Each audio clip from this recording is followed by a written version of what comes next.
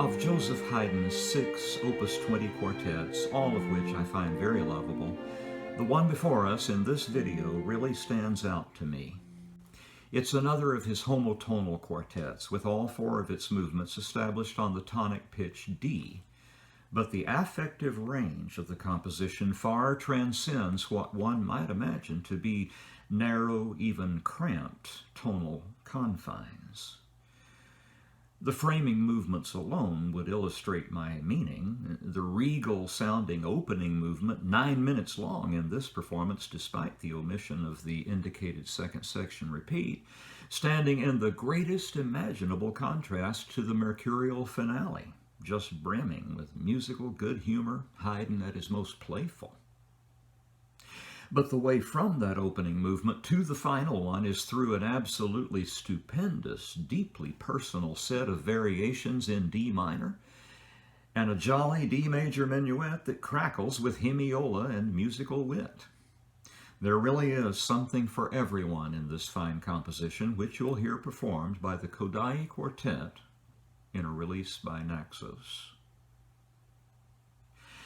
There's so much I'd like to say about each of these wonderful movements, but I don't want to fill your time and your ears with verbiage since you came here to experience music, so I'll try to keep it short. The first movement, despite its tempo marking, is broad-breathed and leisurely in its unfolding. It takes the usual sonata shape, and its themes are all worked out to great length, with the first theme exhibiting 6-bar phrasing and the second emerging organically from the transition. There's a special touch to the first ending that sets up the exposition repeat, a sort of arched eyebrow, the kind of musical gesture that makes me think something like, who but Haydn would ever have thought to write anything like that? The development is worked out to great length, as befits the themes themselves. We're not far into it, however, when it appears that Haydn has cut straight to the chase and brought us home for the recap. This turns out to be a joke on the listener, and it's not the first time he had employed it. This false recapitulation is actually the beginning of an enormous developmental journey.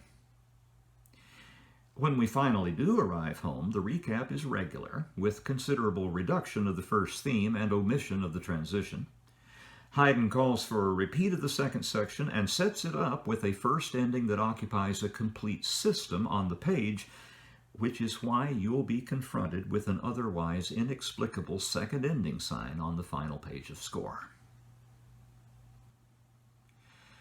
The mood shifts from self-assured to deeply sorrowful, as the mode shifts from major to minor for one of the most personal variation form movements ever written. When I was introducing the Opus 20 quartets a month ago, I said something to the effect that deeply subjective outpourings appeared much more frequently in Haydn's quartets after his having made his acquaintance with the magnificent set composed in his honor by his young friend Mozart, and were much less often encountered in these earlier works. I do have to note this wonderful exception to that generalization. There seems to be a powerful psychological trajectory that runs through this entire movement, through a progressive buildup of grief that finally erupts in a great outpouring that eventually subsides almost incoherently to nothing.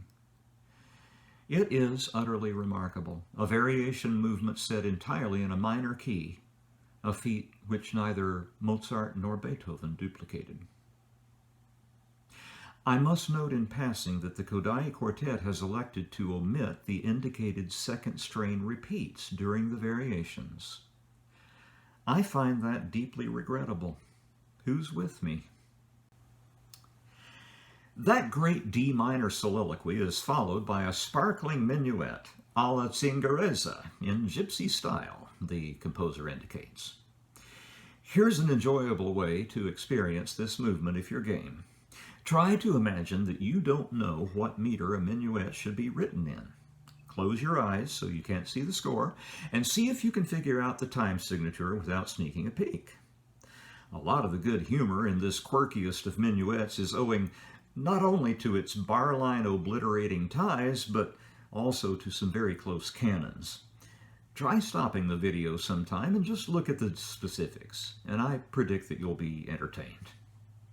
Speaking of good humor, the cello is given a rather clownish solo during the trio, and when the first violin joins in briefly during the second strain of that trio, the image of an egret hitching a ride on the rhino's back comes unbidden to my mind.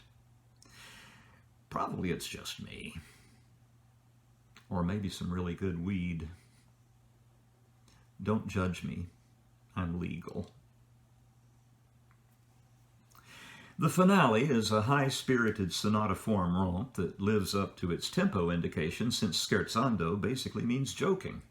And jokes abound in this brilliant movement, including awkward pauses, wayward harmonies, and a melodic friskiness that's as kitten-like as any music I know.